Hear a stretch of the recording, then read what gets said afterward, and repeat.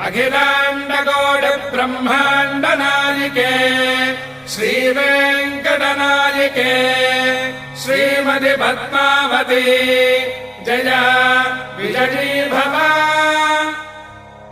जीयात् श्रीवेङ्कटाद्रिप्रभुवरमहिषी नाम पद्मावती श्रीः जीयाच्चास्याः कटाक्षामुदरसरसिको वेङ्कटाद्रेरधीशः जीयात् श्रीवैष्णवानी हतकुमतकथा वीक्षणैरेतनीयैः जीयाच्च श्रीसुकर्षेः पुरमनवरतम् सर्वसम्पत्समृद्धम् श्रीरङ्गसूरिणेदम् श्रीशैलानन्दसूरिवंश्येन भक्त्या रचितम् गद्यम् लक्ष्मीः पद्मावती समादत्ता।